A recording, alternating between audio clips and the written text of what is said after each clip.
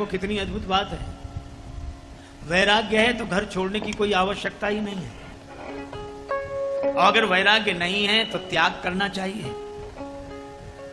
देखो, त्याग और वैराग्य में अंतर है। त्याग और वैराग्य में अंतर है। त्याग क्रिया है, वैराग्य मन की एक भाव दशा है। एक उदाहरण से बात स्पष्ट हो जाएगी। एक रेलगाड़ी के फर्स्ट क्लास के डिब्बे में, पुराने जमाने की बात है, कूपा में, फर्स्ट क्लास के कूपे में एक महात्मा बैठे, सामान सब ऊपर वाली सीट पर रखा, प्रसन्न बैठे यात्रा कर रहे थे। अगले स्टेशन पर गाड़ी रुकी, एक सेठ जी आए, उनके पास भी उतना ही सामान, उनका भी उसी कूपे में रिजर्वेशन, सामने वाली बर्थ पर, उन्होंने भी सब सामान रखा, गाड़ी चल दी। सेठ जी महात्मा को बार बार देखे, न तो उन्होंने हाथ जोड़े, न प्रणाम किया, न सीताराम, न राम राम, न राधे श्याम, कुछ नहीं। देखे मैं बस। महात्मा बहुत देर तक उनकी शारीरिक भाषा सुनते रहे, देखते रहे। धीरे धीरे उन्होंने बस बिगड़ गया, कलयुग आ गया। साधुओं को इसकी क्या जरूरत है? साधु फर्स्ट क्लास के डिब्बे में, इन्हें पहले तो रेल की जरूरत है, बैठे तो फर्स्ट क्लास में, और सामान भी ये आपका ही सामान होगा। महात्मा जी बोले हाँ हाँ, इतना सामान, फर्स्ट क्लास का डिब्बा, काहे के साधु? जो उपदेश देना शुरू किया, ये तो हम लोगों की खास आदत है कि उपदेश का मौका हम व्यर्थ नहीं जाने देते, मिल भर जाए। पर महात्मा प्रसन्नता पूर्वक शांत रहकर सुनते रहे। कलयुग आ गया, संत बिगड़ गए, संत बिगड़ गए, साधु बिगड़ गए। महात्मा जी ने अंत में कहा कि महाराज, सेठ जी से, कि आज तो आपके उपदेश ने हमारी आंख खोल दी। सेठ जी बोले सत्संग खोल ही देता है आंख, इसीलिए तो किया है। तो क्या कह रहे थे आप? सेठ जी बोले हम में आप में क्या अंतर? केवल कपड़ों का अंतर है, बस, कोई अंतर नहीं। महात्मा बोले ख्याल रखेंगे हम भी आगे से, आपकी शिक्षा का मुझ पर बड़ा असर हुआ। मित्रता कर ली महात्मा ने। अगले स्टेशन पर ट्रेन रुकी, महात्मा सेठ जी से बोले कि चलो बाहर घूम आए। सेठ जी बोले सामान रखा है। महात्मा बोले हमारा भी उतना ही रखा है, चिंता मत कर, चलो।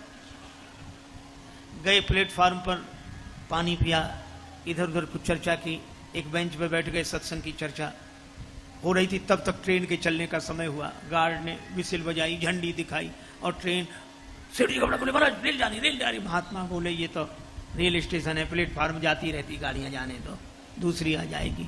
अरे महाराज हमारा सामान रखा। महात्मा बोले उतना ही हमारा रखा है, और में तुम में कोई भेद है नहीं, केवल कपड़े का भेद है, कपड़ा हम दे देंगे। कपड़ा हम एक के दो करेंगे, एक तुम पहन लेना, एक हम पहन लेंगे, मस्ती से आराम से सत्संग करो, गाड़ियां तो जाती आती रहती, जाने दो। अब वो कहे नहीं महाराज मैं मेरा सामान। महात्मा बोले हमारा भी सामान। बोले हमारा हाथ छोड़ो। महात्मा बोले अब नहीं छोड़ेंगे, नहीं, अपने में और हम में अंतर बताओ, हम में तुम में अंतर बताओ, नहीं तो हाथ नहीं छोड़ेंगे। बोले महाराज अंतर है, अंतर है, अंतर है। का क्या अंतर है? बोले हम अपना सामान, और आपके पास भी सामान है, आप अपने सामान को एक क्षण में छोड़ सकते हैं, हम जिंदगी में नहीं छोड़ सकते हैं, बस यही अंतर है। जो एक क्षण में छोड़ दे वो वैराग्यवान है, और जो कभी छोड़ ही ना पावे। रोते देखे अपने लोग। श्री कबीरदास जी ने कहा मरा हुआ जिंदा को मारे, यह तो बड़ा अचंभा है। मरा हुआ, अच्छा आपने कभी देखा कि कोई मकान रो रहा हो किसी के लिए? मकान नहीं रोता, और मकान के लिए अनेक रोते मिल जाएंगे। मकान नहीं है, मकान नहीं है, मकान किसी के लिए नहीं रोता। मरा हुआ जिंदा को मारे, राग के कारण। अच्छा, इसीलिए हम लोग सुनते हैं कि संत शरीर छोड़ देते हैं, पर संत ही हैं जो शरीर छोड़ सकते हैं। हमसे तो छुड़ा लिया जाता है, हम छोड़ नहीं सकते। मौत कान पकड़ के एक तमाचा लगाती कि निकलो बाहर, मौत छुड़ा लेती है, पर संत छोड़ देते हैं, क्योंकि संत जानते हैं कि बर्खास्त होने से इस्तीफा दे देना अच्छा है। मौत कान पकड़ के बर्खास्त करे उसके पहले ही इस्तीफा दे देना अच्छा है। छूटने के पहले छूट जाना।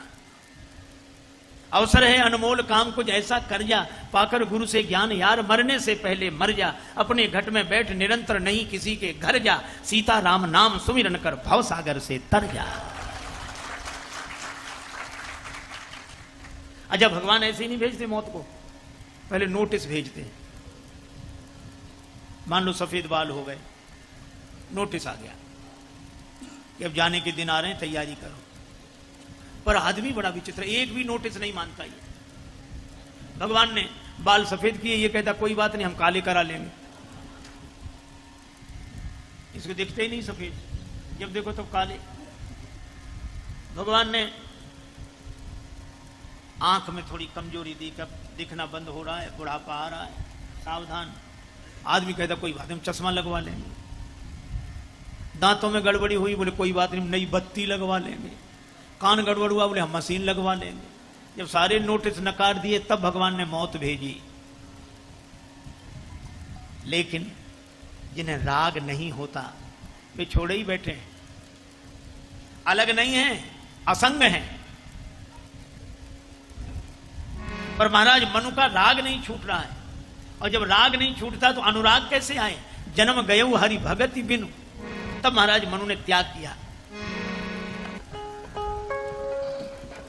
एक बार हम एक डॉक्टर के पास गए, डॉक्टर एलोपैथी विधा के मर्मज्ञ थे। उन्होंने हमें देखा और हमसे कहने लगे आपको डायबिटीज है? हमने कहा बहुत वर्षों से है। तो बोले एक काम करना, आप किसी ताबीज गंडा विभूति आदि के चक्कर में मत पड़ना, ये मिटेगी नहीं। आप तो दवा खाते रहना समय से और परहेज करते रहना, तो कंट्रोल में बनी रहेगी, मिटेगी नहीं। उन्होंने ये बात कही थी डायबिटीज के संदर्भ में। मुझे हर संदर्भ में यही बात ठीक लगी। जैसे डायबिटीज मिटेगी नहीं, दवा खाओ परहेज करो तो कंट्रोल में रहेगी, इसी तरह काम क्रोध लोभ मोह मद मत्सर ये मिटने वाले नहीं हैं, इनको मिटाने वाले मिट गए। आप तो सत्संग की दवाई खाओ, कुसंग का परहेज करो तो कंट्रोल में बने रहेंगे, कंट्रोल में बने रहेंगे। हम बहुत सोचते हैं मिठाई ना खाएं, पर कई बार सोचते हैं आज खा लें, कल से बंद कर देंगे, पर वो कल कभी आता ही नहीं। तो अगर वैराग्य नहीं हो रहा तो त्याग करो, वहां रहो ही नहीं जहां मिठाई हो। महाराज मनु ने वही किया, तीर्थ में आए संतों के पास। तो हमने ये कथाएं सुनी स्वामी राजेश्वरानंद जी महाराज द्वारा। बहुत ही सुंदर तरीके से इन कथाओं का वर्णन उन्होंने किया है। उम्मीद है आपको ये कथाएं बहुत पसंद आई होंगी। अगर आपको ये कथाएं पसंद आई हैं तो चैनल को सब्सक्राइब कीजिए, वीडियो को लाइक और शेयर कीजिए, ताकि इस तरह की प्रेरक और हास्य कथाएं हम आपके लिए लेकर आते रहें। आपका बहुत बहुत धन्यवाद।